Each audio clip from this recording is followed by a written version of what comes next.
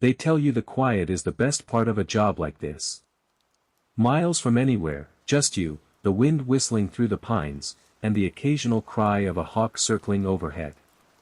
For someone running from noise, from the constant, grinding cacophony of the city, of memories you can't shake, yeah, the quiet sounds like salvation. And for the first few weeks, it was. My name's Liam, and I took the night security gig at the old Blackwood Mine about 3 months back. The mine's been shuttered for going on 40 years. Officially, it was safety concerns, unstable tunnels, risk of cave-ins, pockets of bad air. Unofficially, you hear whispers in Barlow Creek, the nearest blip of a town 30 miles down the mountain. Whispers about things that happened back in the final days before they sealed it up. Miners going missing. Strange accidents that weren't really accidents. Talk of shadows moving where they shouldn't, down in the deep dark where the richest veins of silver were supposedly found. Ghost stories, mostly. Every old mine has something to spook the kids and give the old-timers something to jaw about over cheap beer. I didn't pay it much mind. I needed the quiet. Needed the isolation. Needed a job where my only company was my own bruised thoughts and the thermos of lukewarm coffee I brought each night. The setup is simple. A small, sturdy security shack sits just inside the main gate, overlooking the processing area, a collection of rusting machinery, dilapidated sheds, and the gaping maw of the main mine entrance, sealed with a thick, bolted steel door. My patrol route is basic: check the perimeter fence twice a night, ensure the main entrance seal is intact, check the locks on the old administrative building and the foreman's office. Easy money. 8 hours of near-total silence, broken only by the crackle of the radio check-in every 2 hours with a dispatcher named Brenda, whose voice sounds like gravel rolling in molasses. Tonight started like any other. Drove up the winding mountain road as dusk bled purple and orange across the sky. The air grew cooler, sharper, carrying the scent of pine and damp earth. Checked in with Brenda, her usual bored drawl assuring me everything was quiet as a tomb up there, Liam. Funny choice of words. I settled into the shack, cracked open my novel, poured the first cup of coffee. The generator hummed softly outside, powering the single bare bulb overhead and the small electric heater fighting a losing battle against the mountain chill. Around 10 p.m., I started my first perimeter check. The moon was a little over half full, casting long, dancing shadows across the uneven ground. The processing area looked like the skeleton of some long-dead industrial beast. Rusting or carts lay overturned. Conveyor belts sagged, thick with grime and weeds. The silence here wasn't peaceful like in the woods, it was heavy, expectant. Like the whole place was holding its breath. I walked the fence line, flashlight beam cutting through the gloom. Everything secure. The chain link was old but intact, topped with rusty barbed wire. No signs of breaches, no fresh tracks near the gate.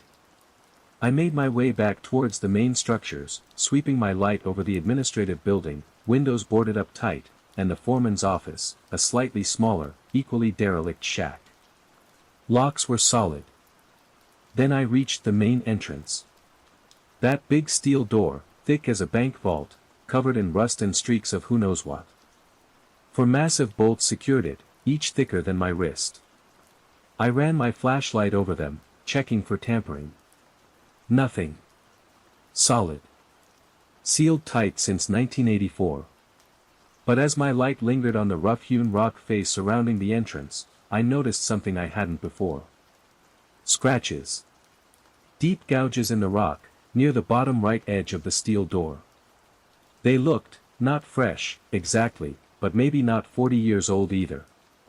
They were sharp, deliberate, like something had been trying to claw or pry its way out.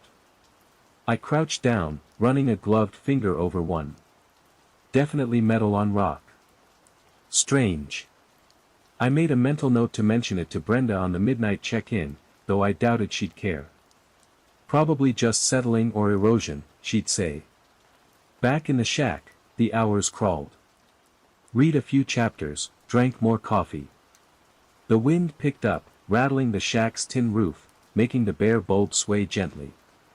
It was the kind of sound that usually lulled me, a natural rhythm against the deep silence. But tonight, it felt different. Jagged. Unsettling. Every gust seemed to carry other, fainter sounds. Whispers, maybe. Or just the trees. My mind playing tricks.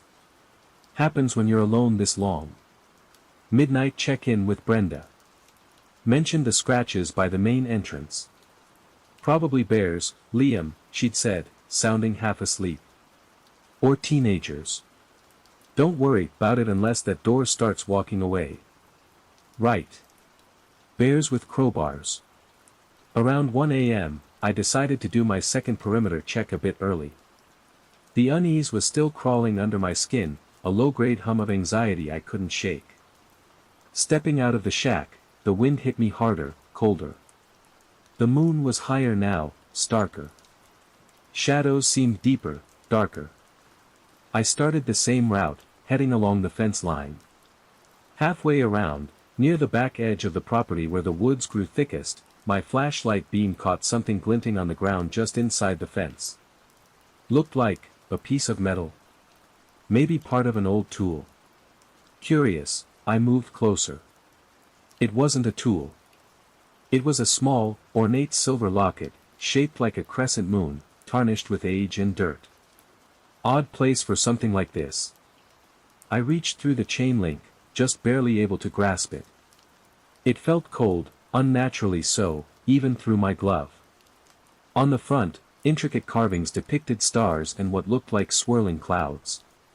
I tried the clasp. It opened easily. Inside, one side was empty, just faded velvet lining. The other side held a tiny, faded photograph. A woman. Young, maybe early 20s, with dark, intense eyes and hair pulled back severely. She wasn't smiling. Her expression was unsettling. Stern, almost angry. Who was she? And how did her locket end up out here? Pocketing the locket, I finished the perimeter check, the strange discovery adding another layer to my unease. Back near the main structures, I did the routine checks again. Admin building, foreman's office, then I swung my light towards the secondary mine entrances further up the slope.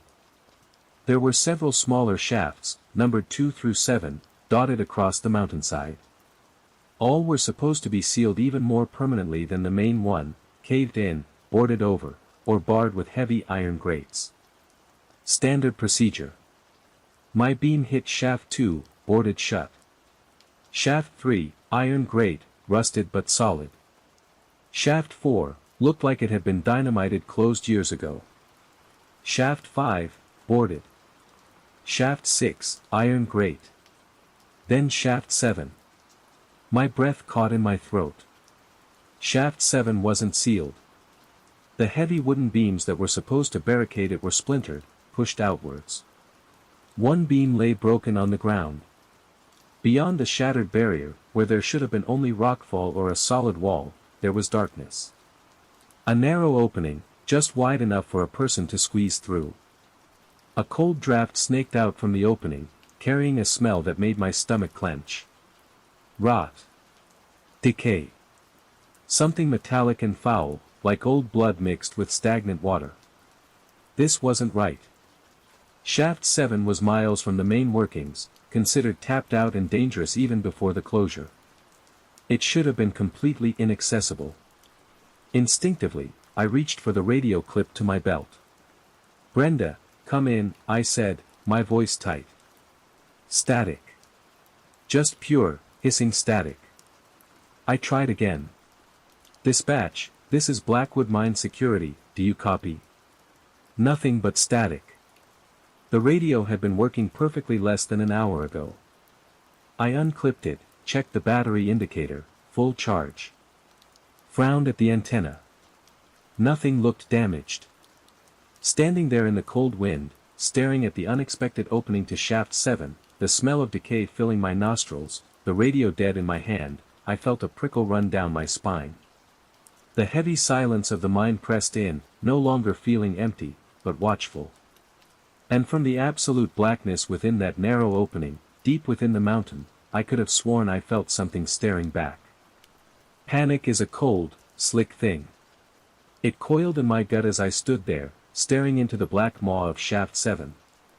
The dead radio felt heavy as lead in my hand, the silence from it more profound than the surrounding quiet. My training kicked in, a thin veneer over the rising dread. Protocol: radio failure, return to designated comms point, await contact or next check-in window. If unable to establish contact, assess situation, prioritize safety, await backup. Backup? Out here. That meant waiting until 8 a.m. when the day shift guy, old Henderson, would show up and find me, or what was left of me. No. Waiting wasn't an option. Not with that gaping hole breathing decay into the night air. Something was wrong, fundamentally wrong. The broken barricade, the smell, the dead radio, it wasn't teenagers, it wasn't bears. Should I check it out? Every nerve screamed no. Go back to the shack, lock the door, wait. But wait for what? For whatever pushed those heavy timbers aside to come looking for me. The scratches on the main entrance flashed in my mind, something wanting out. Had it found another way? Drawing my heavy-duty flashlight, the big mag light, not the smaller tactical one, I took a hesitant step closer to Shaft 7. The beam cut into the darkness, but only a few feet. It revealed rough-hewn rock walls, slick with moisture that glistened darkly. The smell intensified, thick, cloying, the scent of stagnant water, spoiled meat, and something else, something acrid, almost chemical. My light caught something on the tunnel floor just inside the entrance. Footprints. Not boots. Barefoot. Large, misshapen prints pressed into the damp earth, leading out of the shaft and disappearing onto the harder rock outside. They weren't human. The shape was vaguely humanoid, but the toes were too long, splayed unnaturally wide, ending in what looked like claw marks gouged into the dirt. My blood ran cold. I swept the beam around the immediate area outside the shaft. More of the same tracks, heading vaguely downhill towards the processing area, towards the shack. It came out. Whatever it was, it had come out. Retreat. Get back to the shack. Barricade the door. That was the only rational thought. I turned, stumbling back a step, flashlight beam bouncing wildly. As the light swept back across the opening of Shaft 7, just for a fraction of a second, I saw them. Eyes. Deep within the tunnel, maybe 20 feet back. 2 points of faint, pale luminescence, reflecting my light like a nocturnal animal's. But they weren't animal eyes. They were too aware. They watched me, unblinking, from the absolute dark. I didn't wait to see more. I turned and ran. Not a panicked sprint, but a fast, ground-eating jog, trying to stay quiet, flashlight off now, relying on the stark moonlight. The wind howled around me, carrying phantom whispers and the clatter of loose debris. Every shadow seemed to writhe, every gust of wind felt like cold breath on my neck. Were those footsteps behind me? Or just my own heart pounding in my ears? I reached the cluster of buildings, slowing my pace, darting between the rusting or carts, peering into the deep shadows pooling around the machinery. Nothing seemed out of place, yet the whole area felt charged, vibrating with unseen energy. I made it to the foreman's office, pressing myself flat against its cold, peeling wall, listening. Silence, apart from the wind. Where had it gone? Slowly, carefully, I crept towards the security shack. The single bulb inside cast a weak, yellow rectangle of light onto the ground. It looked impossibly far away, an island of fragile safety in a sea of encroaching dread. I was maybe 30 feet away when I heard it. A soft scraping sound. Coming from inside the shack. I froze, flattening myself behind a large, rusted metal drum. The scraping continued, rhythmic, insistent. Like fingernails on wood. Or claws on metal. Was it inside? Had it somehow gotten past me? My keys were in my pocket, the shack door was locked when I left. How? The scraping stopped. Silence descended again, heavy and absolute. I waited, barely breathing, straining my ears. Then, a low chuckle drifted from the shack. Guttural, wet, utterly inhuman. It wasn't loud, but it cut through the night like jagged glass. Okay, new plan. Shack is compromised. Where else? The administrative building? Boarded tight, but maybe there was a way in. The foreman's office? Smaller, less secure. My car? Parked just outside the main gate, maybe 50 yards away. If I could make it there. The light inside the shack flickered, then went out, plunging the area into deeper shadow, leaving only the cold, stark moonlight. My heart hammered against my ribs. It knew I was out here. It was playing with me. I gripped the mag light like a club. Forget stealth. Time to move. I broke cover, sprinting towards the main gate in my car. The crunch of my boots on the gravel sounded deafeningly loud. I risked a glance back at the shack, a dark, silent box. No movement. Halfway to the gate. Almost there. My hand fumbled in my pocket for the car keys. Just a few more yards. Then, from the roof of the administrative building to my left, something detached itself from the shadows. Large, hunched, moving with impossible speed. It dropped to the ground with a heavy thud that barely registered over the roaring in my ears and began loping towards me, cutting off my path to the gate. It was on all fours, but moving faster than any animal I'd ever seen. Long, spindly limbs propelled a bulky torso. Moonlight glinted off something sharp, claws, maybe. Its head was low, features obscured by shadow, but I could hear a low, wet clicking sound as it closed the distance. No time to think. I veered right, back towards the main mine entrance, the only structure large enough to offer any kind of potential cover or bottleneck. The sealed steel door wouldn't help, but maybe the surrounding rock face, the discarded machinery. The creature changed direction instantly, anticipating my move, its unnerving clicking growing louder. It was faster than me, much faster. I wouldn't make it to the entrance. Desperate, I dodged behind a massive, rusted gear half buried in the dirt, spinning around, raising the heavy mag light. The creature skidded to a halt maybe 10 feet away, rising slightly from its crouch. Now I could see it more clearly in the moonlight. It wasn't the barefoot thing whose tracks I'd seen. This was different.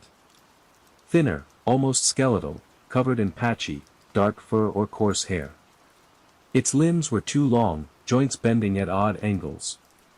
Its head was small, pointed, like a starved dog's, but the eyes, they glowed with a faint, sickly green light. And the clicking sound came from its throat, a rapid, chattering noise that scraped along my nerves. It lowered its head, sniffing the air, its glowing eyes fixed on me. It took a step closer, claws, long and black, clicking softly on the hard-packed earth. This was it. No radio, no backup, just me and this thing.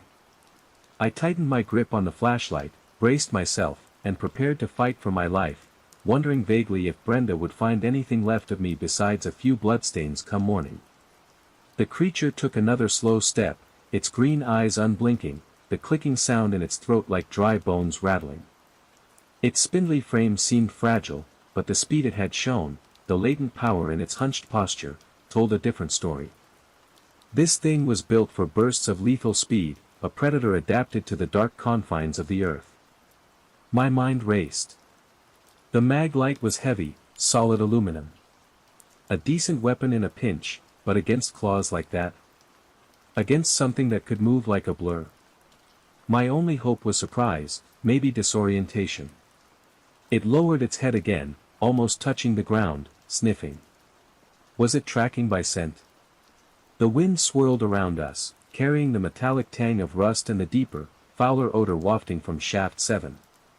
Maybe the conflicting smells confused it. It raised its head slightly, those luminous green eyes locking onto mine again. The clicking stopped. A low growl rumbled in its chest, a sound far too deep for its skeletal frame. It tensed, coiling like a spring. I knew it was about to lunge. No time left. With a yell that tore from my throat, raw and desperate, I switched on the mag light, aiming the powerful beam directly into its glowing eyes. The effect was instantaneous. The creature recoiled violently, letting out a high-pitched shriek that sounded like tearing metal. It scrabbled backwards, clawed hands flailing in front of its face, momentarily blinded. Its coordination vanished, it stumbled, limbs tangling, crashing awkwardly against a pile of discarded pipes. It worked. But I knew it wouldn't last. Pressing the advantage, I charged, not directly at it, but towards the rusting structure of an old conveyor belt support nearby. If I could get some height, maybe some leverage. The creature recovered faster than I expected. Its shriek turned into an enraged hiss. Even with its eyes screwed shut against the residual glare, it seemed to sense my movement. It scrambled to its feet, shaking its pointed head, and launched itself in my general direction, landing where I'd been just seconds before. Its claws tore through the packed earth. I scrambled up onto the rusted metal framework, about 5 feet off the ground. It wasn't much, but it put me slightly above it.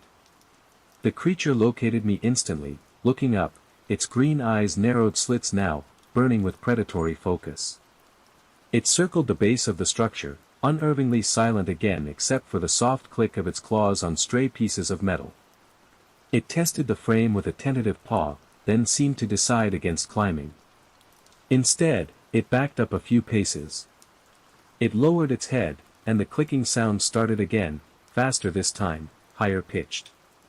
It sounded like charging. Like static building. The air around it felt suddenly colder, heavier. The patchy fur on its body seemed to stand on end. What was it doing? Before I could process, it opened its jaws, wider than seemed physically possible for its narrow skull, and unleashed another shriek. But this wasn't just sound. It felt like a physical force, a concussive wave that slammed into me. The metal structure I was clinging to vibrated violently. My ears popped, vision swimming. The shriek was laced with something else, a discordant undertone that burrowed directly into my brain, making my teeth ache and nausea rise in my throat. I almost lost my grip, clinging desperately to the cold, rusted metal. Through watering eyes, I saw the creature stagger slightly after the effort, shaking its head again. That sonic attack, or whatever it was, clearly took a toll on it too. But it was already recovering, gathering itself for another assault. I couldn't take another blast like that. Looking around wildly from my perch, my eyes landed on a loose metal plate on the conveyor structure just above my head, held precariously by rusted bolts. It was maybe 2 feet square, thick steel, probably weighing 50 pounds. An idea sparked, desperate, maybe stupid, but an idea. While the creature was still slightly disoriented, I holstered the mag light, reached up, and grabbed the edge of the plate with both hands. Rusted bolts groaned in protest. I pulled, putting my back into it, ignoring the screaming pain in my good shoulder. Metal screeched against metal. The creature below looked up, alerted by the noise, its green eyes locking onto me. It started the high-pitched clicking again. One more pull. With a final, ear-splitting shriek of tortured metal, the plate tore free from its ancient moorings. It tilted, balanced for a heart-stopping second, then tipped over the edge. I didn't wait to aim. I just shoved it outwards, hoping gravity would do the rest. The creature reacted instantly, trying to dart backwards, but it wasn't quite fast enough. The heavy steel plate caught it across the head and shoulders with a sickening crunch. It went down hard, collapsing in a heap, limbs twitching. A dark, viscous fluid, not quite blood, oozed from beneath the plate where its head should be. Silence. I clung to the frame, gasping for breath, watching the twitching form. Was it dead? Had I actually killed it? The pool of dark fluid spread slowly. The twitching subsided, then stopped. Cautiously, I climbed down, retrieving the mag light, keeping the beam trained on the crumpled form. I nudged the steel plate with my boot. No reaction. Steeling myself, I used the end of the flashlight to lift the edge of the plate. Its skull was crushed, pulp and dark fluid mixed with what looked like shattered bone or chitin. The sickly green glow in its eyes had extinguished. It was dead. A wave of relief washed over me, so intense my knees buckled. I leaned against the metal structure, breathing heavily, the adrenaline starting to ebb, leaving behind a deep, shaking exhaustion and the throbbing agony in my shoulder. I killed it. Holy hell, I actually killed it. But the relief was short-lived. As I stood there, trying to gather myself, another sound reached me over the whistling wind. Faint at first, then growing steadily louder. Sirens. Not police sirens. Not ambulance sirens. These were different. Deeper, pulsating, with a strange, warbling quality I'd never heard before. And they weren't coming from the road down the mountain. They were coming from deep within the mine itself. Echoing up from the sealed main entrance, reverberating through the very rock beneath my feet. Sirens, wailing from the lightless depths of the Blackwood Mine. And they were getting closer. The strange, warbling sirens echoed off the rusting machinery, growing louder, more insistent. It wasn't just a sound, it was a physical pressure building in the air, making the fillings in my teeth ache. They were coming from the main entrance, from behind that slab of bolted steel. But that was impossible. The shaft was sealed, collapsed further in according to the old reports. There was nothing down there but rock and darkness. My earlier relief evaporated, replaced by a fresh wave of ice-cold fear. What the hell was happening tonight? First the open shaft, the tracks, the thing in the shack, the skeletal creature I just barely survived, and now this? It felt like the mine itself was stirring, waking from a long, dark slumber. I backed away from the dead creature, keeping my eyes fixed on the main entrance, the mag light held tight in my trembling hand. The steel door, bathed in the cold moonlight, seemed to pulse faintly in time with the alien sirens. Or was that just my own heart hammering against my ribs? The sirens reached a fever pitch, a deafening, oscillating wail that seemed to bypass my ears and drill directly into my skull. I clapped my free hand over my ear, staggering back, disoriented. The ground beneath my feet vibrated, not violently like an earthquake, but with a deep, resonant hum that matched the siren's rhythm. Dust trickled from the rusted supports around me. Small pebbles skittered across the ground. And then, I saw it. The bolts. The massive steel bolts securing the main entrance door. They were turning. Slowly, grindingly, turning counterclockwise, as if unscrewed by some immense, unseen force from within. Rust flaked away, falling like red snow as the thick metal groaned in protest. This couldn't be happening. My mind struggled to accept what my eyes were seeing. That door hadn't been opened in 40 years. It couldn't be opened, not without heavy machinery, cutting torches. One bolt screeched, fully retracted, disappearing into its housing within the door frame. Then another. And another. The fourth and final bolt began to turn, slower than the others, emitting a high-pitched, agonizing shriek of tortured metal. The sirens abruptly cut out. The sudden silence was almost as jarring as the noise had been. The only sounds were the wind whistling through the skeletal structures and the final, agonizing groan of the last bolt as it slid fully open. For a long moment, nothing happened. The steel door remained shut, the bolts now fully retracted. The deep hum beneath my feet faded. Had it stopped? Was it over? Then, with excruciating slowness, the massive steel door began to move. Not outwards, but inwards. It scraped against the rock floor, grating horribly as it swung open into the blackness of the mine shaft, pushed from within. A wave of air washed out, not the cold, damp air I'd expected, but warm, dry air, thick with the scent of dust, ozone, and something else, something faintly sweet, like overripe fruit mixed with copper. It wasn't the smell of decay from Shaft 7, this was different, cleaner, but somehow more fundamentally wrong. The door swung open maybe 5 feet, revealing nothing but absolute, impenetrable blackness beyond the threshold. A blackness that seemed to absorb the moonlight, to swallow sound. I stood frozen, maybe 50 feet away, hidden partially behind the gear where I'd fought the creature. Every instinct screamed at me to run, to get to my car, to get off this cursed mountain. But I couldn't move. Couldn't tear my eyes away from that impossible opening. What had made those tracks? What had been in the shack? What had killed the skeletal creature? Had I killed it, or just damaged it enough for something else to finish it off? And what, dear God, was about to come out of that door? A shape began to form in the darkness just beyond the threshold. Indistinct at first, coalescing slowly.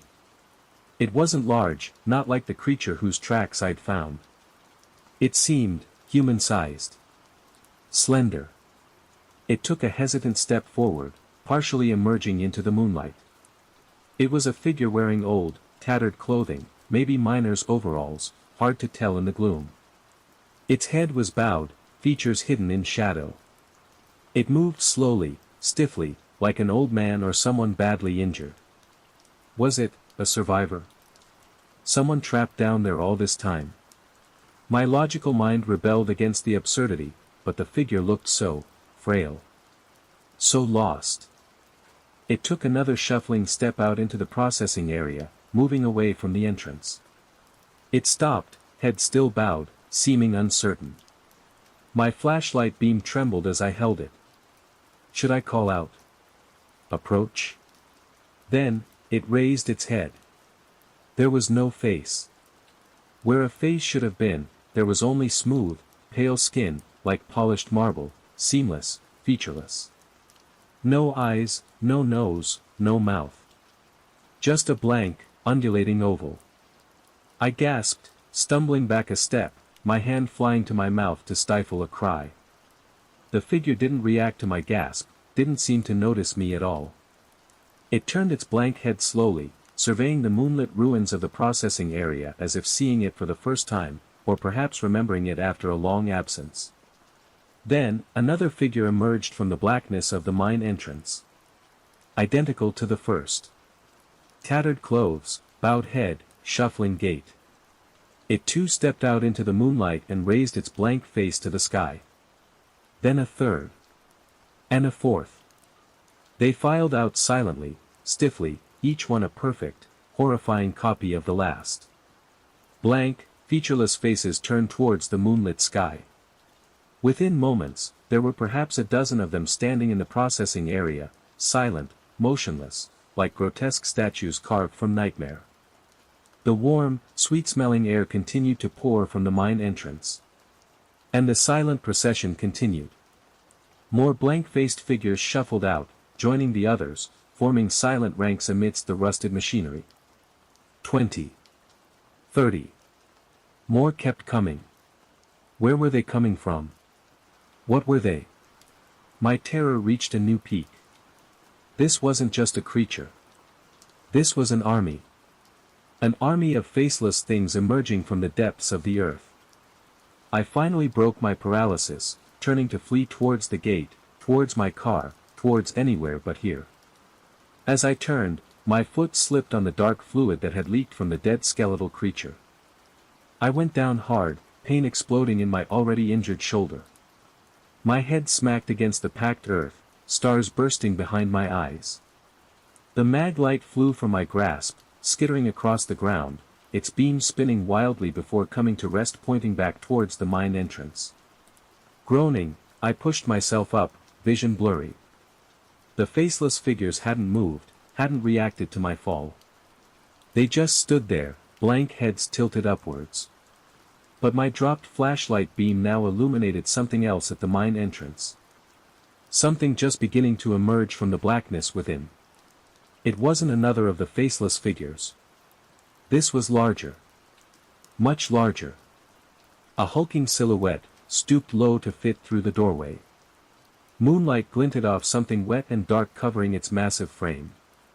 As it straightened up outside the entrance, towering over the blank-faced figures, I could see it more clearly. It was covered in dripping, gore-splattered fur. Its head was a nightmarish fusion of bear and insect, with multiple glowing red eyes and long, clicking mandibles. And clutched in one of its massive, clawed hands, dripping fresh blood onto the ground, was the ragged, severed head of the barefoot creature whose tracks I had found earlier outside Shaft 7. It raised the head, the creature's blank eyes staring sightlessly, and let out a deafening, earth-shaking roar that wasn't just sound, but pure, primal rage. And all of its glowing red eyes turned, slowly, inexorably, to fix directly on me. Time seemed to stutter, contracting into the space between my frantic heartbeats. The giant creature's multiple red eyes burned into me, locking me in place more effectively than any physical restraint. Its roar faded, replaced by a low, guttural growl that vibrated through the ground, a sound of pure, unadulterated menace. The severed head it held dripped rhythmically onto the packed earth, each drop sounding like a drumbeat counting down my final seconds. My mind, numb with terror just moments before, kicked into overdrive. This was the thing from the tracks. This was the thing that had likely been inside the shack. This was the apex predator of this damned mountain. And it knew I was here. The faceless figures remained utterly still, their blank heads still tilted slightly upwards, seemingly oblivious or indifferent to the monstrous creature that had joined them, oblivious to the severed head of their apparent kin, oblivious to me. Were they under its control? Were they just, set dressing for this unfolding nightmare? The giant creature lowered the severed head slowly, its mandibles clicking rapidly. It took a step forward, its massive, fur-caked form moving with a terrifying, unnatural grace. Each step was deliberate, silent despite its bulk. Its red eyes never left me. Run! The instinct screamed through me, louder than the creature's earlier roar. But where? Back towards Shaft 7. Trapped in those tunnels. Towards the woods. It had emerged from the woods near Shaft 7 earlier, likely knew them far better than I did. My car.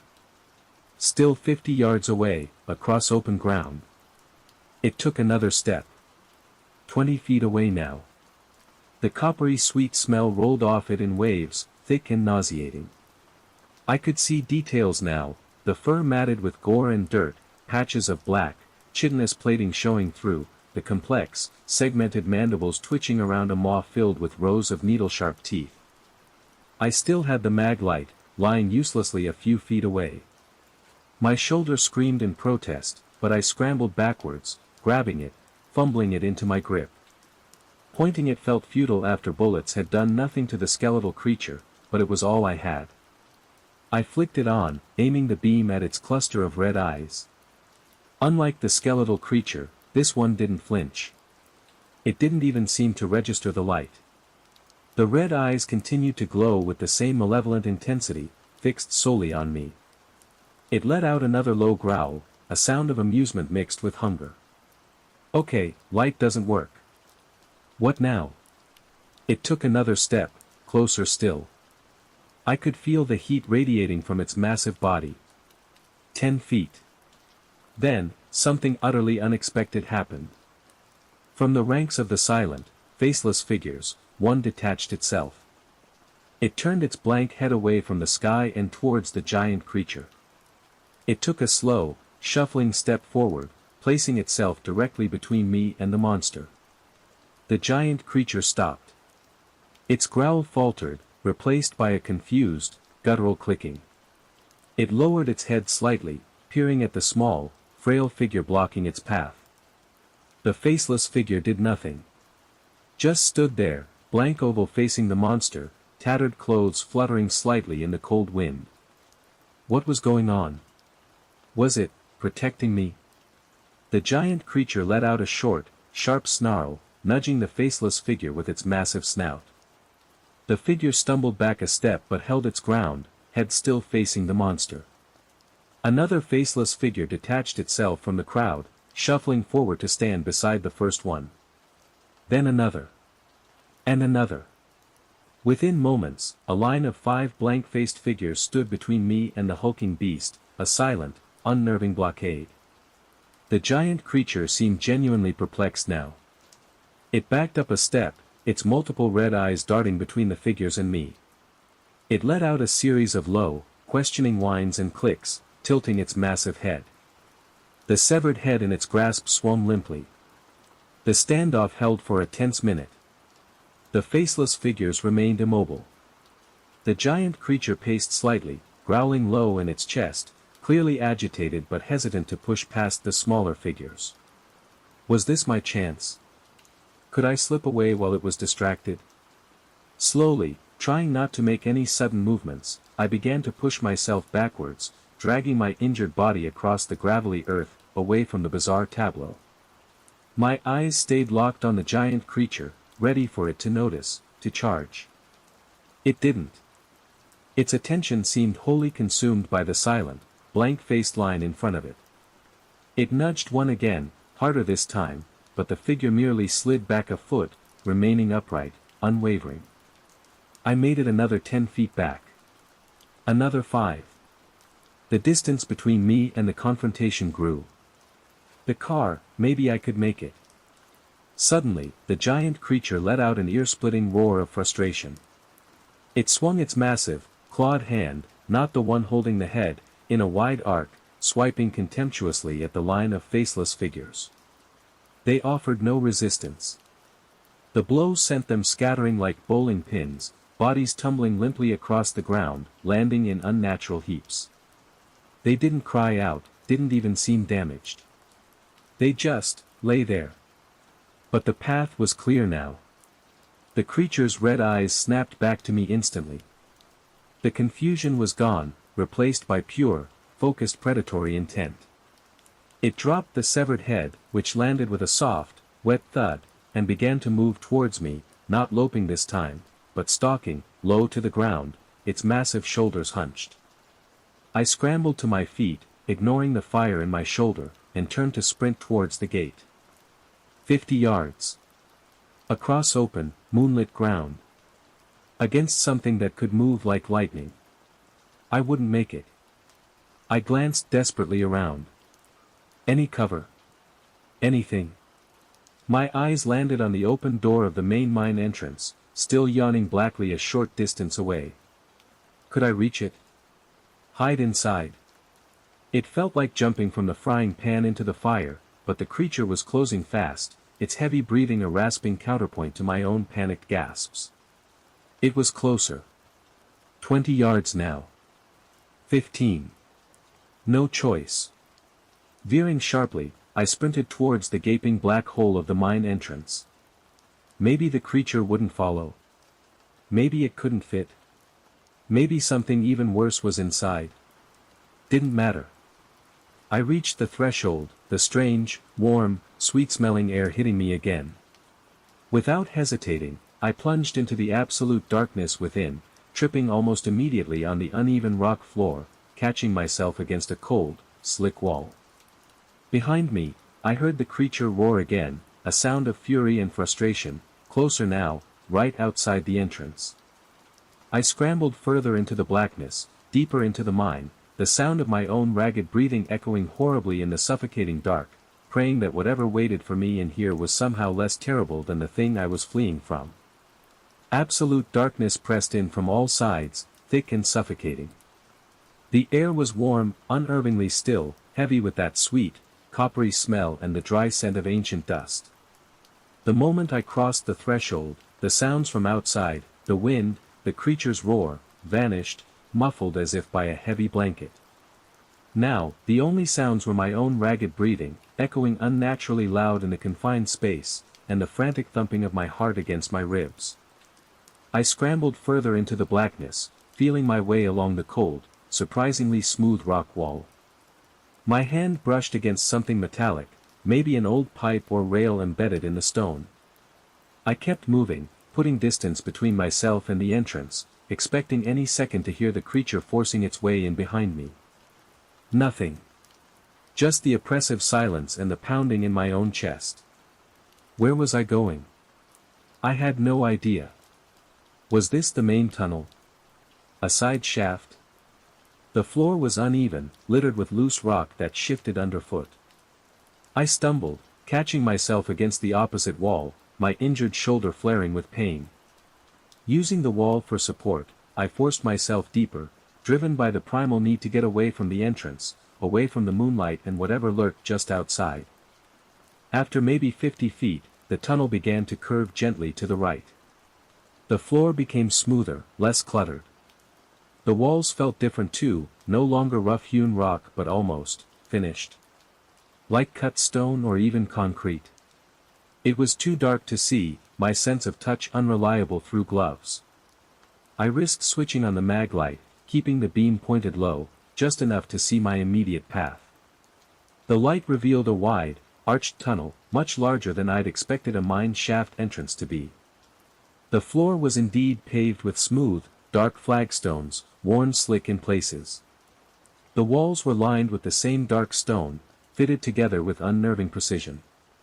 This wasn't a mine tunnel. This felt like architecture. Ancient, maybe, but deliberate. Strange symbols were carved sporadically into the walls, unlike anything I'd ever seen, complex, geometric patterns mixed with swirling, organic shapes. They seemed to pulse faintly in the flashlight beam, drawing the eye, making my head swim slightly. I quickly looked away, focusing on the path ahead. The tunnel continued, sloping gently downwards. The silence remained absolute, broken only by the soft scuff of my boots on the stone floor. Where were the sounds of dripping water, scurrying rats, shifting rock, the normal sounds of an underground space? It felt unnaturally dead, sterile. Then, I heard it. Faintly at first, almost subliminal. A low, rhythmic humming sound. It wasn't mechanical, not like the generator back at the shack. This felt deeper, more resonant, vibrating up through the stone floor into the soles of my boots. It seemed to be coming from further ahead, deeper within. Was this connected to the sirens? My steps slowed. Part of me wanted to turn back, face the creature outside rather than venture further into this unknown, humming darkness. But the memory of those red eyes, the sheer wrongness of that thing, pushed me forward. Besides, the main entrance door had swung inwards. Could I even get out that way if the creature was still lurking? I continued deeper, flashlight beam sweeping cautiously ahead. The tunnel remained wide and unnervingly clean. No debris, no signs of collapse, just the endless dark stone and those unsettling symbols. The humming grew marginally louder, a constant, low-frequency thrum that resonated in my bones. Up ahead, the tunnel opened into a vast chamber. My flashlight beam struggled to penetrate the immense darkness, catching only glimpses of towering pillars carved from the same dark stone, disappearing upwards into unseen heights. The floor stretched away, impossibly vast. This wasn't a mine cavern, it felt like a subterranean cathedral, built on a scale that dwarfed human comprehension. The humming was much stronger here, emanating from the center of the chamber, though the source remained hidden in the gloom. And mixed with the humming now was another sound. Whispering. Faint, sibilant, like dry leaves skittering across stone, seeming to come from all directions at once. Indecipherable words, spoken in voices that were neither male nor female, ancient and cold. I swept my beam across the floor. Near the center, partially illuminated, was a structure. A large, circular platform raised slightly above the main floor, perhaps 30 feet across. Steps led up to it on one side. In the center of the platform stood something. Tall, slender, radiating a faint internal light that pulsed slowly in time with the deep humming sound. My light wasn't strong enough to make out details from this distance. Curiosity warred with instinct. I took a tentative step into the chamber, then another. The whispering intensified, swirling around me, feeling like icy cobwebs brushing against my skin. The humming vibrated through my chest. As I drew closer to the platform, the air grew warmer again, carrying that same strange, sweet, coppery scent from the entrance. My light finally reached the object on the platform. It was a crystal. A colossal, perfectly formed crystal, easily 15 feet tall, tapering to a point. Its surface was obsidian smooth, but it glowed from within with a soft, pulsating red light. The humming seemed to emanate directly from it, a palpable wave of energy washing over me. The symbols carved on the chamber walls were repeated on the surface of the crystal, glowing faintly with the same red light. I stood at the base of the steps leading up to the platform, mesmerized by the impossible sight. What was this place? What was this crystal? Was this the source of everything? Then, movement flickered at the edge of my light, near the base of the crystal. I snapped the beam towards it. Another of the faceless figures stood there. It wasn't one of the ones from outside, its tattered clothes were different, darker. It stood perfectly still, blank oval turned towards the pulsating red crystal, seemingly unaware of my presence. As I watched, it slowly raised its hands, palms facing the crystal, as if in worship or supplication. Were they drawn to this? Powered by it? I swept my light around the base of the platform. More of them. Dozens. Maybe hundreds. Standing silently in the darkness surrounding the crystal, all facing it, some with hands raised, others just standing, motionless, like a silent, praying congregation. Where the hell had they come from? The whispering rose in volume, becoming almost a roar, though still maddeningly indistinct. The red light from the crystal pulsed faster, brighter. The humming intensified, vibrating the very air, making it hard to breathe. I felt a sudden, overwhelming urge to turn and flee, back up the tunnel, back towards the uncertain dangers of the surface. This place felt ancient, alien, and deeply, fundamentally hostile. But as I took a step back, my light caught something else on the platform, lying near the base of the glowing crystal, almost hidden in its radiant crimson light. It was the silver locket I'd found earlier. The crescent moon, glinting red in the crystal's glow. And lying beside it, partially unfolded, was a piece of old, yellowed paper. A note? Against my better judgment, despite the escalating wrongness of the situation, I found myself moving forward, climbing the steps onto the platform, drawn towards the locket and the paper, needing to know, needing to understand, even as the humming crystal pulsed before me and the army of silent, faceless figures stood witness in the echoing dark.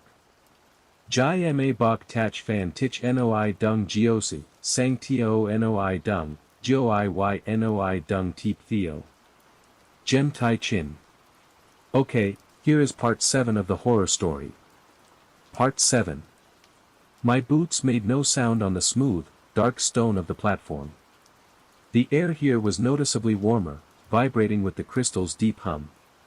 The whispering seemed to emanate from the crystal itself now, a constant, sibilant rush like wind through dead leaves, crawling under my skin. The faceless figures surrounding the platform remained utterly still, their blank heads tilted towards the pulsating red light, seemingly unaware as I stepped onto their sacred ground.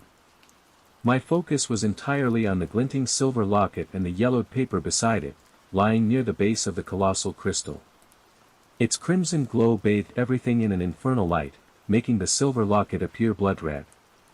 Kneeling cautiously, my shoulder protesting sharply, I reached out a trembling hand. First, the locket. It was the same crescent moon I'd found near the fence line, intricately carved. I picked it up. It wasn't cold anymore, it felt warm, almost hot, as if it had absorbed the crystal's energy. I opened the clasp. The faded velvet lining, the stern-faced young woman with dark, intense eyes staring back. Who was she? What was her connection to this place? Then, the paper. It wasn't just a single sheet, but several pages folded together, brittle with age. Carefully, I unfolded them. The script was small, cramped, written in faded brown ink. It looked like a diary entry, or perhaps a letter.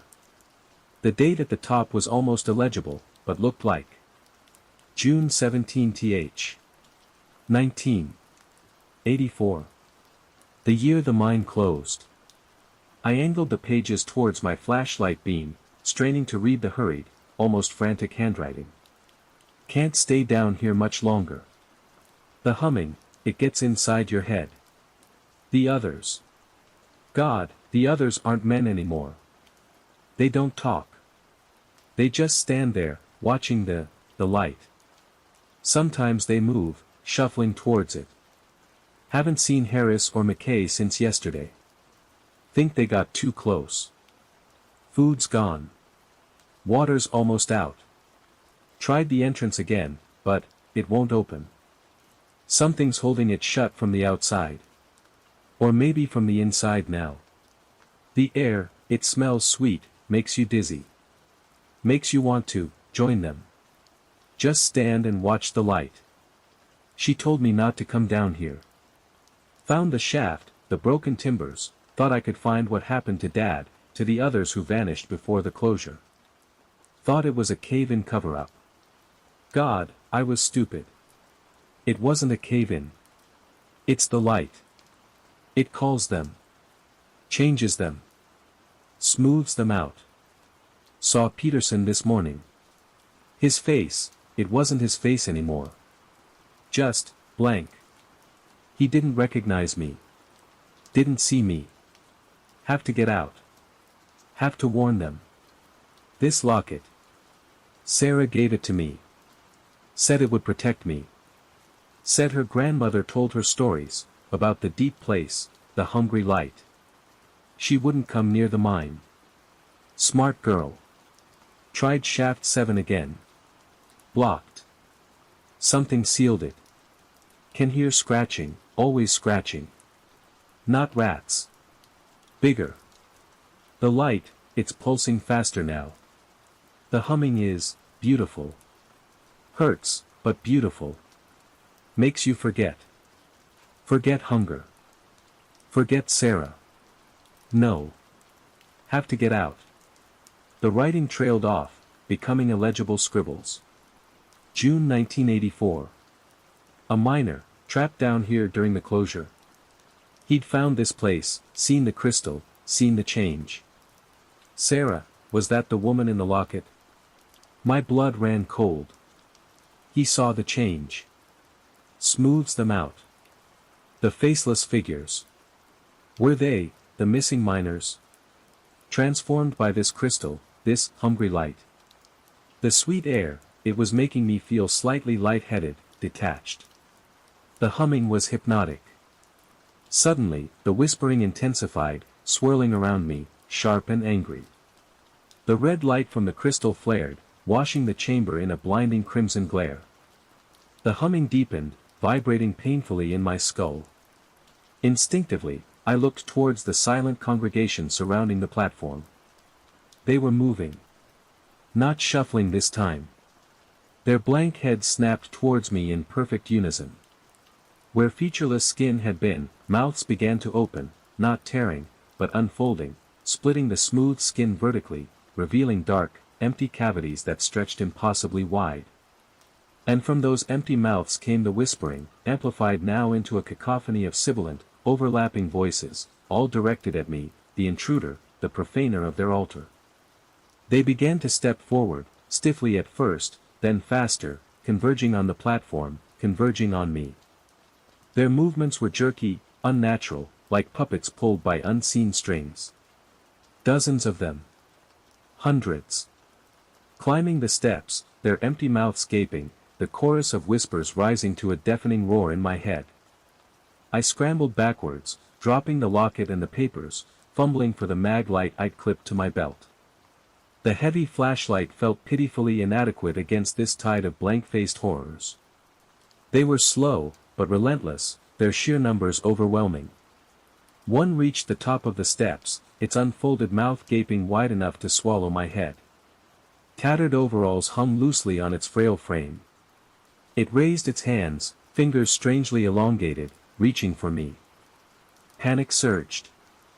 I swung the mag light, connecting solidly with its blank head. The figure staggered back, emitting a dry, rustling hiss, but didn't fall. It came again, joined by two more climbing onto the platform beside it. I backed away further, towards the base of the giant crystal. Its heat radiated against my back, the humming vibrating through my bones. The whispering clawed at my sanity. More figures were swarming onto the platform now, surrounding me, cutting off any escape. Their empty mouths opened and closed, the soundless whispering a physical pressure against my eardrums. Cornered. Trapped. This was it. They were going to overwhelm me, drag me towards the crystal, let the hungry light smooth me out. Then, the crystal flared again, even brighter than before. The humming spiked, becoming a high-pitched, agonizing tone. The faceless figures stopped their advance, recoiling slightly, shielding their blank faces with their elongated hands as if their light, had suddenly become painful. What was happening? Through the blinding red glare, I saw a shadow detaching itself from the surface of the crystal. Dark, amorphous, flowing like liquid night. It solidified, taking shape on the platform between me and the cowering faceless figures. It resembled the giant creature from outside, the barren sectoid thing, but different. Sleeker, darker, almost obsidian, wings folded tight against its back. Multiple red eyes opened, burning holes in the crimson light. Its mandibles clicked, and a voice echoed in my mind, ancient and vast, not whispering, but speaking clear words formed from pure thought. Intruder. You disturb the harvest. It turned its multi-eyed gaze towards me, and I felt an intelligence far older and more alien than anything I could comprehend. The faceless figures hissed and shuffled back further, clearly terrified of this new arrival. You carry the scent of the outside. The scent of the failed one, its mental voice scraped against my consciousness. You will be cleansed. It raised a massive, obsidian claw, sharp as volcanic glass, preparing to strike, and I knew, with absolute certainty, that neither the maglite nor anything else I possessed could possibly stop it. The obsidian creature's claw sliced downwards, faster than thought, a blur of polished black against the pulsating crimson light. I reacted purely on instinct, throwing myself sideways, tumbling across the smooth stone platform, the tip of the claw shearing through the air where my head had been, leaving a faint trail of ozone.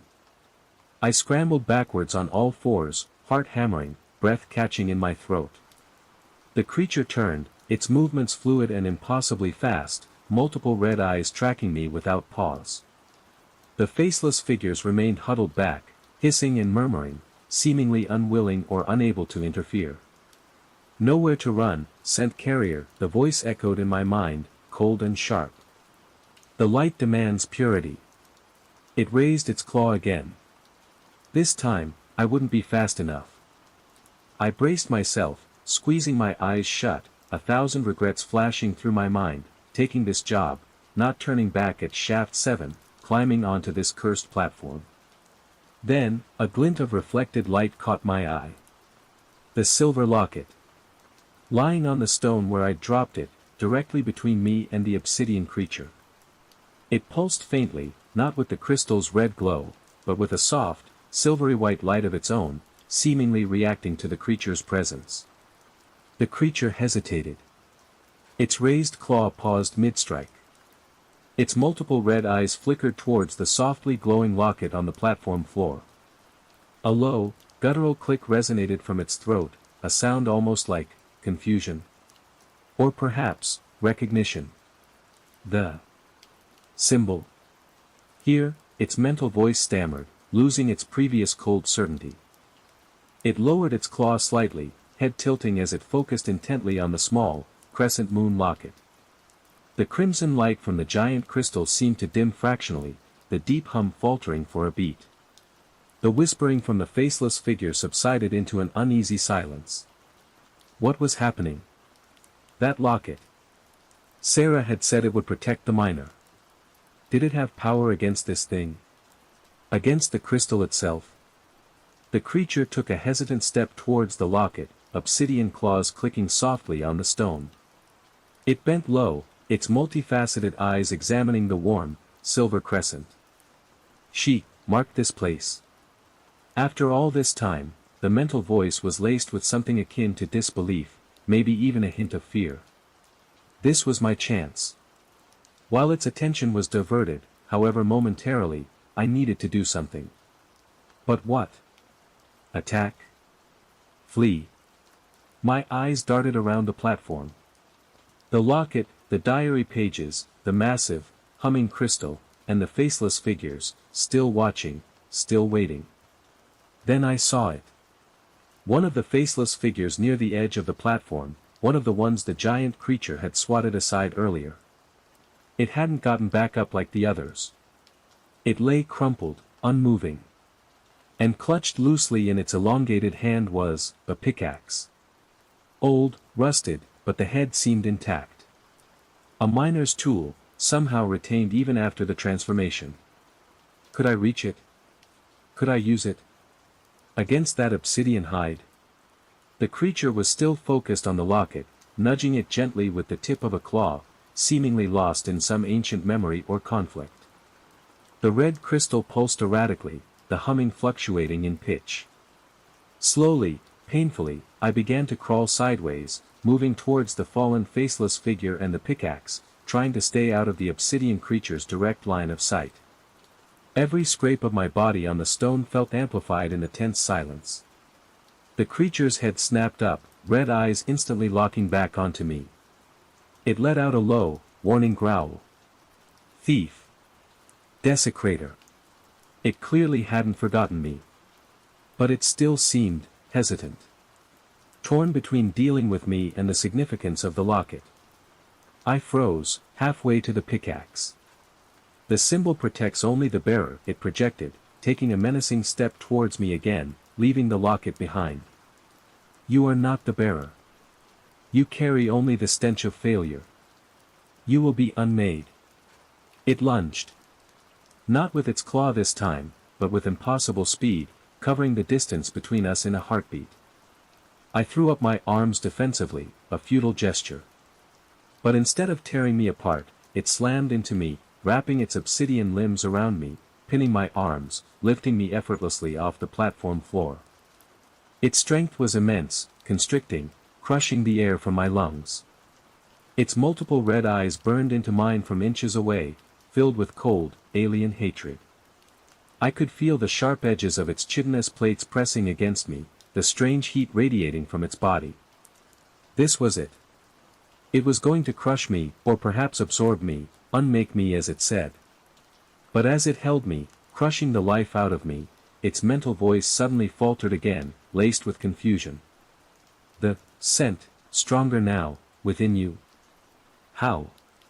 It loosened its grip slightly, head tilting, multiple eyes scanning me intently. What was it sensing? The scent of the outside? The failed one? What did that even mean? Then, I felt it. A faint warmth spreading through my chest, originating from my jacket pocket. The pocket where I'd stuffed the brittle, yellow diary pages. They were glowing. Not brightly, but with the same soft, silvery white light as the locket, pulsing faintly against my skin through the fabric. The creature recoiled as if burned, dropping me abruptly onto the stone platform.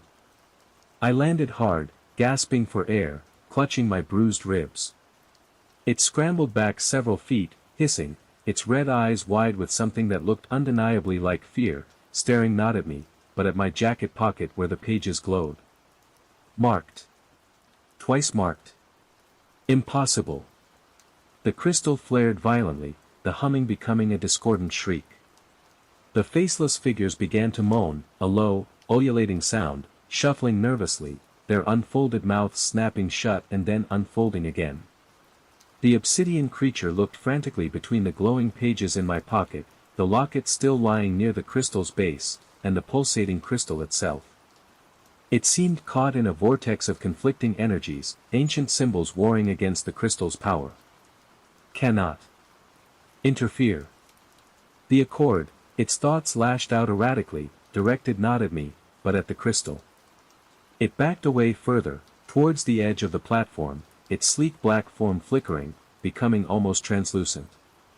The harvest is tainted. The cycle broken. With a final, agonized shriek that echoed both in the chamber and in my mind, the obsidian creature dissolved, fading like smoke until nothing remained but the faint, lingering scent of ozone and copper. Silence fell, absolute and profound. The crystal's red light dimmed, returning to its slow, steady pulse. The humming subsided back to its resonant thrum. The faceless figures lowered their hands, their mouths folding closed, becoming blank ovals once more. They turned their heads away from me, back towards the crystal, resuming their silent vigil as if nothing had happened. I lay on the platform, gasping, every muscle aching, my mind reeling. What in God's name just happened? The locket, the diary pages, they had done something. Protected me. Driven that creature away. Marked. Twice marked. The accord. Pushing myself up painfully, I retrieved the locket and the diary pages, which had stopped glowing. I looked from them to the massive, impassive crystal, then to the silent army of the changed. I had survived, somehow. But I was still trapped deep beneath the earth, in a place ruled by forces I couldn't comprehend, with no clear way out and the chilling certainty that the obsidian creature, or others like it, might return. And I still didn't know what the harvest was, or why the cycle was supposedly broken. The silence in the vast chamber was broken only by my own ragged breathing and the steady, resonant thrum of the giant crystal. I lay on the cold stone platform for several minutes, letting the adrenaline ebb, feeling the deep ache in my bones, the fire in my injured shoulder, the sting of cuts and bruises. The crimson light pulsed rhythmically, casting long, dancing shadows from the silent, faceless figures standing sentinel around the platform's edge. Pushing myself up into a sitting position felt like lifting lead weights. Every muscle protested. I looked down at my hands, scraped raw, one glove torn. My clothes were ripped and dirty. But I was alive. Somehow, impossibly, alive. My gaze fell on the items clutched in my hand, the warm silver locket and the brittle, folded diary pages. I brought them closer, examining them again in the crystal's red glow. The locket was unchanged, the stern-faced woman, Sarah, staring out with those intense eyes. But the diary pages. Was it my imagination, or was the faded brown ink slightly clearer now? Less cramped? I unfolded them carefully, my heart quickening. The last few lines, which had previously trailed off into illegible scribbles, were now readable. Makes you forget. Forget hunger. Forget Sarah. No. Have to get out. The symbol. Sarah said, place it against the light. Disrupts. Weakens. Maybe enough. Gotta try. For Sarah. For the others. Place the symbol against the light. The locket. Against the crystal. Disrupts. Weakens. The miner, whoever he was, had planned to use the locket against the crystal. Had he succeeded? Clearly not, since the crystal still pulsed, and he presumably became one of the faceless congregation. But the locket, combined with his words on the pages, they had driven away that obsidian guardian. There was power here. Power linked to Sarah, to the locket, to the writing. I looked from the pages to the massive, glowing crystal. Its red light felt less hypnotic now, more watchful. The deep hum felt less like a simple vibration and more like a contained power, barely restrained. Could I use the locket? Could I disrupt it? Weaken it? And what would happen if I did? Would it free these faceless figures? Would it destroy this place? Would it open a way out? Or would it unleash something worse? My eyes scanned the chamber again. The faceless figures remained still, facing the crystal. The whispering was gone, replaced by the deep, steady hum. The obsidian creature hadn't returned. For now, at least, I seemed to be ignored. Escape. That had to be the priority.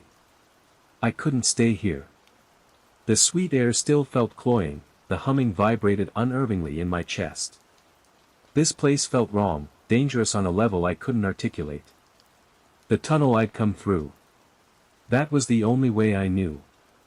I pushed myself painfully to my feet, using the pickaxe I'd retrieved earlier, still clutched in the dead figure's hand, as a makeshift crutch. Standing offered a better view of the chamber. It was even larger than I'd first thought, stretching away into darkness dotted with more pillars. Were there other tunnels leading off? Other chambers? I looked back towards the direction I'd entered. The arched tunnel entrance was a patch of deeper blackness against the dimly lit stone. Was the giant creature still waiting outside the main mine door? Even if it wasn't, how had that door been open? And how could I close it again? Gingerly, I made my way off the platform, down the steps, leaving the crystal and its silent watchers behind me. As I stepped off the platform, the warmth faded, replaced by the cool, damp air of the outer chamber. The humming lessened slightly, though it still vibrated through the floor. I started towards the tunnel entrance, moving slowly, testing my footing, every muscle screaming. The pickaxe provided some support, but my progress was agonizingly slow. The darkness of the tunnel mouth seemed absolute, menacing. As I got closer, I noticed something I hadn't seen on my way in. Carved into the stone lintel above the tunnel arch was another symbol, a large, complex sigil that incorporated the crescent moon shape of the locket. It seemed ancient, worn smooth by time. Was this the way out? Or just the way in? I hesitated at the tunnel mouth, peering into the blackness. The silence from within was absolute. I held my breath, listening. No growling, no scraping, no clicking. Cautiously, I swept the mag-light beam inside. The smooth stone walls stretched away, curving gently back the way I'd come. It looked empty. Safe, for now. Taking a deep breath, I stepped back into the tunnel, leaving the vast, humming chamber behind. The darkness enveloped me again, the silence pressing in. I moved faster now, driven by the urge to reach the surface, using the mag-light beam to guide me. Up the gently sloping floor, around the curve. The air grew slightly cooler, losing that sweet, coppery edge. I passed the section where the walls felt like cut stone, transitioning back to rougher, more natural rock. It felt like I was returning to the mine proper. Almost there. I could sense the entrance ahead, even though I couldn't see it yet. Then, my light caught something on the tunnel floor. More tracks. Not the large, clawed prints of the giant creature. Not the misshapen barefoot prints from Shaft 7. These were boot prints. Heavy work boots, like miners would wear. Several sets, churned into the damp earth near the entrance. And they were fresh. Much fresher than anything 40 years old. They led both into and out of the tunnel I was in. Someone else had been here. Recently. While I was deeper inside. My blood ran cold again. Who? Henderson, the day shift guard. Had he come looking for me? Unlikely. He wasn't due for hours. Rescuers? No one knew I was missing yet. Then I saw something else, glinting amongst the boot prints. A spent bullet casing. Brass, reflecting dully in my flashlight beam. Someone had been here. And they'd fired a weapon. At what? At the creature outside? At the faceless figures? At something else entirely? My cautious pace turned into a near-limp run. I had to get out, see what was happening. I reached the entrance, the point where the tunnel met the outside world. Moonlight streamed in through the 5-foot gap left by the inwardly swung steel door. I stopped just inside the threshold, peering out. The processing area looked deserted. The bodies of the skeletal creature and the faceless figures I'd seen scattered earlier were gone. No sign of the giant creature. No sign of the severed head. Had they retreated? Cleaned up after themselves? Where were the people who'd left the boot prints? Slowly, I stepped out into the cold night air. The wind had died down slightly.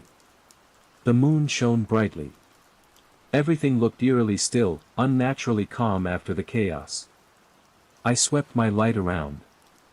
Rusting machinery, dark buildings, nothing. Then, my beam hit the security shack. The door, which should have been locked, was slightly ajar. And the light inside was on again. Not the single bare bulb, but a brighter, whiter light. Someone was here. Had they found the radio operational again? Called for help? Were they waiting for me? Relief warred with suspicion. After everything that had happened, trusting anything felt dangerous. Keeping low, I crept towards the shack, pickaxe held ready, mag light off again. I reached the side wall, pressing my ear against the cold metal. Silence. No scraping, no chuckling. Just silence. I edged towards the slightly open door, peered through the crack. The white light spilled out, it looked like a battery-powered lantern sitting on the small desk. The chair was empty. The shack looked empty. Taking a chance, I pushed the door open wider and slipped inside, swinging the pickaxe defensively. Still empty. But the air was cold, clinical. The lingering smell of my coffee was gone, replaced by the faint, sharp scent of antiseptic. And sitting on the desk, next to the lantern, was a modern-looking radio, unlike the old model that belonged in the shack. A voice crackled from it, low and distorted by static, but definitely human. Repeat, Blackwood site lead, do you copy? Containment breach confirmed. Asset is loose. Requesting immediate extraction. Proximity alert active. They're close. Oh God, there, the transmission cut out into harsh static. Containment breach. Asset loose. Site lead. What the hell was this? Before I could process, I heard a sound from outside, the crunch of boots on gravel, approaching fast. Not shuffling. Purposeful. I spun towards the door just as two figures filled the doorway, silhouetted against the moonlight. They weren't miners. They wore dark tactical gear, helmets with night vision goggles flipped up, and carried weapons that looked far more advanced than standard police issue. They raised their weapons the moment they saw me. Freeze. Hands where I can see them, one of them barked, his voice sharp, professional. Trapped again. From subterranean horrors to armed, unknown operatives. My night just kept getting better. The barrels of their rifles were steady, unwavering, trained directly on my chest. Night vision goggles sat perched on their helmets like dormant insect eyes. The figure on the left, slightly taller, spoke again, his voice amplified slightly by comms, devoid of emotion. Identify yourself. How did you get in here? My mind raced. Who were these guys? Military? Private security? And what was that radio message about a containment breach? An asset? I'm the night guard, I stammered, raising my hands slowly, the pickaxe still clutched in my good hand feeling absurdly primitive against their advanced weaponry. Something opened the main entrance. Things came out. The two figures exchanged a quick glance, almost imperceptible. The main entrance, the taller one asked, a note of disbelief creeping into his voice. Seal integrity was confirmed at 2,200 hours. That's impossible. Impossible is kind of the theme tonight, I shot back, adrenaline making me bolder than I felt. Look, there are things out here. One tried to kill me. Another bigger one. I don't know what's going on, but... Asset description, the second figure interrupted, shorter, voice sharper. Large, ursine insectoid morphology, multiple optical sensors, chitinous plating. My blood froze. Why yeah, I managed. Covered in fur, gore, holding a head. Subject Alpha, the shorter one confirmed, addressing his partner. It breached primary containment. How?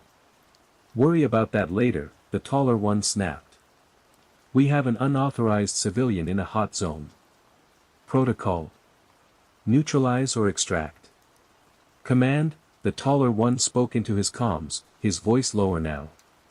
Blackwood Actual, this is Telone 1. We have contact, one civilian, repeat, one civilian inside Site 0 perimeter. Requesting instructions on engagement protocol, over. Static crackled in response, then a clipped, female voice, cold and authoritative. Talon 1, hold position. Confirm asset location. Priority is recapture. Civilian is expendable if interferes. Maintain radio silence unless asset contact, acknowledge. Acknowledged, Talon 1 replied. He looked back at me, his weapon still aimed squarely at my center mass. You heard her. You're in the wrong place at the very wrong time, pal. Now, drop the axe, nice and slow. Expendable. Asset recapture. Site 0. My mind struggled to piece it together. These guys weren't here to rescue anyone. They were here for the creatures. Maybe they were the ones who put them here. Contained them. And now one, Subject Alpha, was loose. Slowly, carefully, I lowered the pickaxe, letting it clatter onto the wooden floor of the shack. My injured shoulder throbbed relentlessly. Good, Talon 1 said. Now, stay right there. Don't move. He took a step into the shack, his partner covering him from the doorway. His eyes scanned the interior, lingering on the modern radio on the desk. Where's site lead? Radio was just. I started, but was cut off by a sudden, deafening roar from outside, the same primal sound the giant creature, Subject Alpha, had made earlier. It was closer now, much closer. Both soldiers reacted instantly, spinning towards the door, weapons raised. Contact. Talon 2 yelled. West side, processing area. Through the shack doorway, I saw it. Subject Alpha was back, standing near the pile of discarded pipes, illuminated starkly by the moonlight.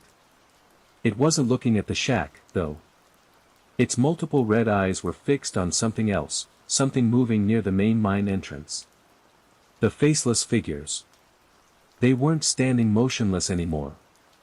They were shuffling, slowly but deliberately, away from the mine entrance, spreading out into the processing area, their blank heads turning, scanning the ruins. It was like they were searching for something. Or responding to some silent command. What are they doing? Talon 1 muttered, sounding genuinely confused. They shouldn't be mobile. Not without a primary signal. Subject Alpha let out another roar, this one directed at the dispersing faceless figures. It took a step towards them, lowering its head, mandibles clicking aggressively. Return. The harvest is incomplete. The vessel awaits. The voice wasn't in my head this time. It boomed through the night air, deep and resonant, seeming to come from the creature itself. The faceless figures ignored it, continuing their slow, shuffling search. Vessel? Harvest? Talon 2 whispered. What the hell is it talking about? Subject Alpha roared again, enraged by the lack of response. It charged towards the nearest group of faceless figures, swinging its massive claws. Target is engaging the blanks, Talon 1 reported into his comms, though only static answered. Proceeding with asset capture protocol. Cover me. He moved out of the shack, Talon 2 following, both keeping low, using the rusting machinery as cover as they advanced towards the distracted Subject Alpha. This was my chance. They were focused on the creature. The path to the gate, to my car, was relatively clear. Painfully, I pushed myself up, scooping the pickaxe from the floor. Every instinct screamed to run. But then I saw her.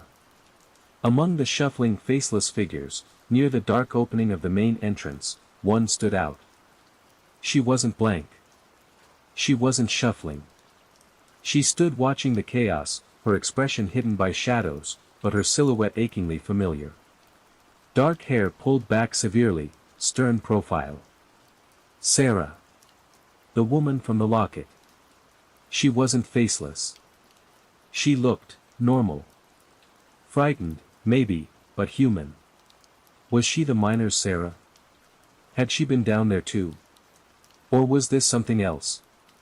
An illusion? A trap? Before I could process, Subject Alpha swatted another group of blanks aside and turned its attention back towards the mine entrance, towards Sarah. It let out a low growl, recognizing something different about her. Sarah didn't run. She raised a hand, holding something small and dark. Even from this distance, I recognized the shape. The crescent moon locket. But it wasn't glowing silver now, it seemed to absorb the moonlight, radiating a palpable coldness. Subject Alpha hesitated, letting out a confused whine. And in that moment of hesitation, the two soldiers opened fire. Their weapons weren't conventional firearms. They unleashed streams of bright blue energy, impacting Subject Alpha's chitinous plating with explosive force. The creature roared in pain and fury, staggering back, dark fluid spraying from multiple impact points. It spun, abandoning Sarah, focusing its rage entirely on the soldiers attacking it. Sarah lowered the locket, turned, and without a backward glance, slipped back into the absolute darkness of the main mine entrance. No. Wait. I yelled, stumbling out of the shack. The soldiers ignored me, focused on their fight. Subject Alpha charged them, shrugging off the energy blasts, its speed terrifying. Talon too went down under a swipe of its massive claws, armor screeching as it tore. Talon 1 backpedaled, firing continuously, blue energy searing the creature's hide but not stopping it. I had to get to the entrance. Had to follow Sarah. She knew something. She was connected to the locket, to the diary, maybe to the way out. Ignoring the deadly battle raging just yards away, ignoring the remaining shuffling blanks, I limped as fast as I could towards the yawning black archway. Subject Alpha roared again as it closed in on the remaining soldier. A final, desperate blast of blue energy, then a sickening crunch. Silence from the soldier.